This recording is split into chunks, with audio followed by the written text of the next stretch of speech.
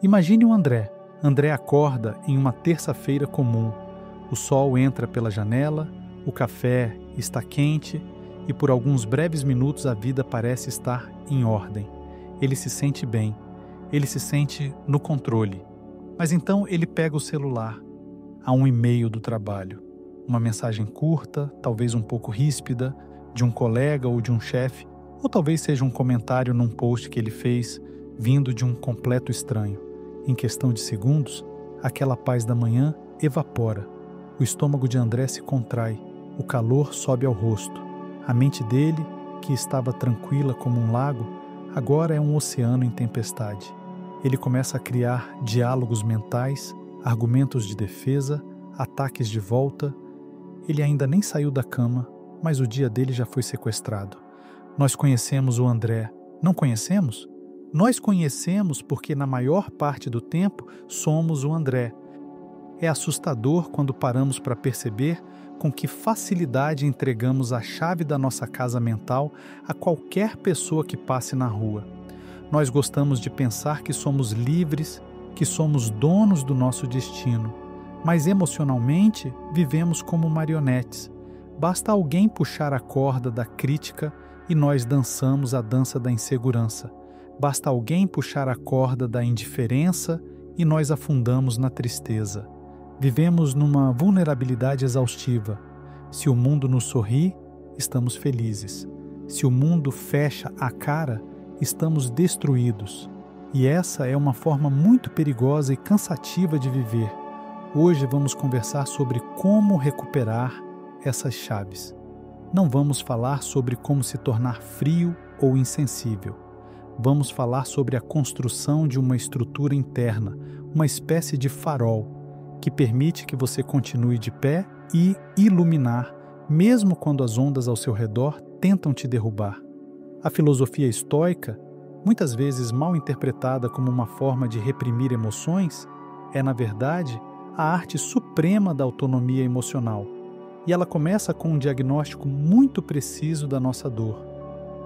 Por que sofremos tanto com as ações dos outros?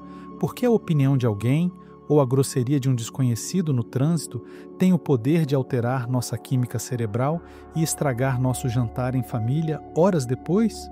O filósofo Epicteto, que nasceu escravo e conhecia muito bem o que significava não ter controle sobre o corpo, nos deixou uma lição que é a base de toda a terapia cognitiva moderna. Ele dizia que não são as coisas que nos perturbam, mas sim a opinião que temos sobre elas. Parece simples, talvez até simples demais, mas vamos olhar mais de perto. Quando o colega enviou aquele e-mail ríspido para o André, o que aconteceu foi apenas um evento físico, pixels numa tela formando palavras. O evento em si é neutro. A dor não veio do e-mail. A dor veio da interpretação imediata que o André fez. Ele não me respeita, eu fiz algo errado, ou isso é injusto. É esse narrador interno, esse juiz que vive na nossa cabeça que causa o sofrimento. Nós nos sentimos atacados não pelo que aconteceu, mas pelo significado que demos a isso. Nós assumimos que a ação do outro é sobre nós. E aqui está a primeira grande libertação, o primeiro passo para construirmos o nosso farol. Entender que as pessoas raramente fazem coisas contra você. Elas fazem coisas a favor delas mesmas ou impulsionadas pelas próprias dores. Quando alguém é agressivo, impaciente ou crítico, na maioria das vezes isso é um vazamento do caos interno que essa pessoa está vivendo. Uma pessoa feliz, realizada e em paz não sente necessidade de diminuir ninguém. A agressividade é quase sempre um grito de socorro mal articulado ou um mecanismo de defesa de um ego ferido. Mas nós, presos no nosso próprio ego, pegamos esse lixo emocional que o outro jogou e o abraçamos. Nós dizemos, isso é meu, e passamos o dia carregando um peso que não nos pertence. Imagine que você está caminhando por uma floresta e de repente uma árvore cai no seu caminho. Você ficaria ofendido? Você gritaria com a árvore? Você pensaria, essa árvore caiu só para me desrespeitar? Provavelmente não. Você entenderia que faz parte da natureza da árvore, do vento ou da gravidade. Você simplesmente contornaria o obstáculo e seguiria.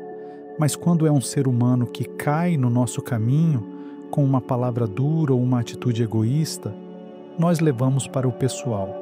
Nós esquecemos que, assim como a árvore obedece às leis da natureza, as pessoas obedecem às leis de suas próprias histórias, traumas e limitações. Esperar que o mundo seja gentil o tempo todo é como esperar que o mar nunca tenha ondas. É uma luta que não podemos vencer. O que podemos fazer é aprender a navegar, ou melhor, aprender a ser o farol. O farol recebe as ondas. Ele não foge delas. Ele não finge que elas não existem. As ondas batem na rocha com força, mas o farol não se abala. Ele não sai do lugar para brigar com a onda. Ele permanece fixo no seu propósito: iluminar. Como então, na prática, no meio daquela reunião tensa ou daquela discussão em casa, nós conseguimos ser o farol? Como sair do modo marionete?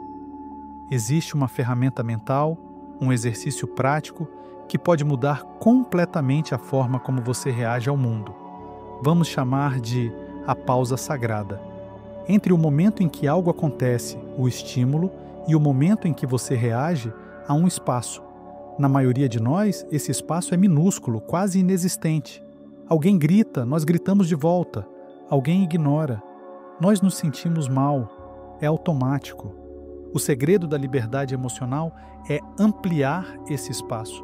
Da próxima vez que você sentir aquela pontada de irritação ou ofensa, tente não reagir imediatamente.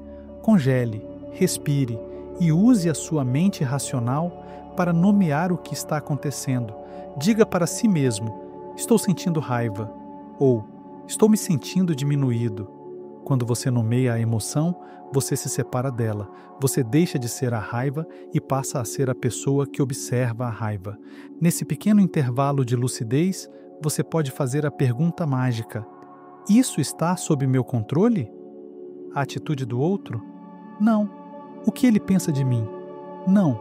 O passado? Não. E então olhamos para o que está sob nosso controle. A nossa resposta, a nossa dignidade, a nossa capacidade de manter a calma. Isso nos leva a uma segunda mudança de perspectiva: transformar o julgamento em curiosidade. O estoicismo nos convida a olhar para as falhas dos outros não como crimes, mas como erros de julgamento ou sintomas de uma doença da alma. O imperador Marco Aurélio, que lidava com traições e guerras diariamente, lembrava a si mesmo todas as manhãs: hoje encontrarei pessoas intrometidas, ingratas, arrogantes e desleais. Ele não dizia isso para ser pessimista. Ele dizia isso para não ser pego de surpresa. Ele entendia que essas pessoas agiam assim por ignorância do que é verdadeiramente bom. Elas acham que precisam competir, acumular e agredir para serem felizes. Elas estão confusas. Quando alguém te tratar mal, tente mudar a pergunta de como ele ousa fazer isso comigo, para o que será que aconteceu com essa pessoa para ela agir assim? Que tipo de dor ela carrega? De repente, o monstro vira apenas uma pessoa ferida. A ofensa perde a força, você deixa de ser a vítima e passa a ser, talvez, o único adulto na sala. Você sente compaixão ou, no mínimo, indiferença. E a indiferença estoica não é falta de amor, é falta de apego ao drama. Mas e quando a vontade de reagir é muito forte? E quando a injustiça clama por uma resposta?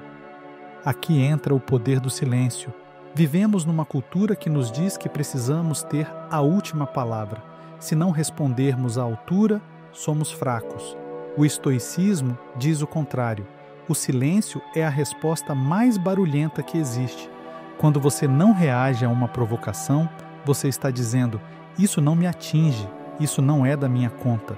Você está recusando o presente indesejado. Imagine que alguém está tentando te entregar um saco de lixo emocional. Se você começar a discutir, a se justificar, a brigar, você aceitou o pacote. Agora o lixo é seu. Você vai levar esse cheiro ruim para casa. O silêncio, ou uma resposta calma e breve, é como deixar o pacote nas mãos do dono. Entendo que você veja assim. Ponto. Sem explicações longas, sem defesa desesperada. Isso requer uma coragem imensa É muito mais fácil gritar, é muito mais fácil ser a marionete, exige força para ser o farol. Mas o resultado dessa prática é algo que o dinheiro não compra: a paz. Não a paz passiva de quem não faz nada, mas a paz ativa, sólida, de quem sabe quem é. Quando você para de depender da validação externa, você se torna inabalável. Você começa a perceber que sua mente é seu santuário. É o único lugar que é verdadeiramente seu. Por que deixá-la aberta para que qualquer um entre com sapatos sujos?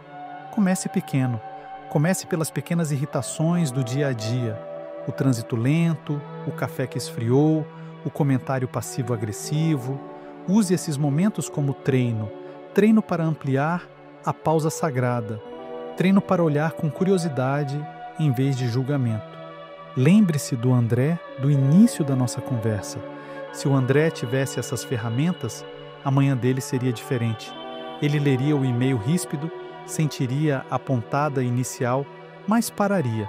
Ele respiraria. Ele pensaria: meu colega deve estar sob muita pressão. Isso não diz nada sobre meu valor como profissional. Vou responder com clareza e seguir com o meu dia. E então ele tomaria seu café. O sol ainda estaria entrando pela janela e a paz dele continuaria intacta. A vida é curta demais para vivermos reagindo. O tempo é o nosso recurso mais precioso e desperdiçá-lo com angústias provocadas por coisas fora do nosso controle é a maior tragédia que podemos cometer. Seja o dono da sua mente, seja o farol. Deixe a tempestade acontecer lá fora, enquanto aqui dentro a luz permanece firme. Paz e bem. Texto e curadoria: Gerson Floris.